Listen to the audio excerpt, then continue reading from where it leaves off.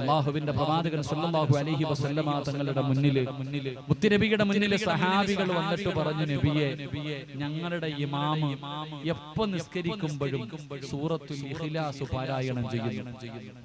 വലിയ സൂറത്തുകൾ ഓതുന്നില്ല. നബി തങ്ങൾ ആ സ്വഹാബിയെ വിളിച്ചു.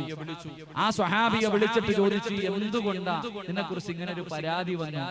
എന്തുകൊണ്ടാണ് നീ ഇഖ്ലാസ് പാരായണം ചെയ്യുന്നത്, വലിയ സൂറത്ത് ഓതാത്തത് എന്താ? ആ സ്വഹാബി പറഞ്ഞു, നബിയെ, എനിക്ക് ആ സൂറത്ത് വല്ലാത്ത ഇഷ്ടമാണ്. എനിക്ക് ആ സൂറത്തിനോട് വല്ലാത്ത ഒരു സ്നേഹമാണ്, അതുകൊണ്ടാണ് ഞാൻ ഓതണേ. നബി തങ്ങൾ ചോദിച്ചു, എന്താ അതിനെ മാത്രം സ്നേഹിക്കാനുള്ള കാരണം?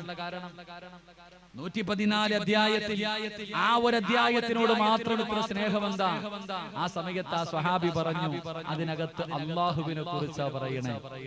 അല്ലാഹുവിനെ കുറിച്ചാണ്, തൗഹീദിനെ കുറിച്ചാണ്. ഖുൽ ഹുവല്ലാഹു അഹദ് അല്ലാഹു സമദ്, അല്ലാഹയെ കുറിച്ച് മാത്രമാണ് ആ സൂറത്തിനകത്ത് പറയുന്നത്. അതുകൊണ്ട് എനിക്ക് വലിയ ഇഷ്ടമാണ്, അതുകൊണ്ടാണ് ഞാനത് പാരായണം ചെയ്യുന്നത്. നബി തങ്ങൾ പറഞ്ഞു, പൊക്കോളാൻ. അല്ലാഹുവിന്റെ റസൂൽ പറഞ്ഞു, പൊക്കോളാൻ.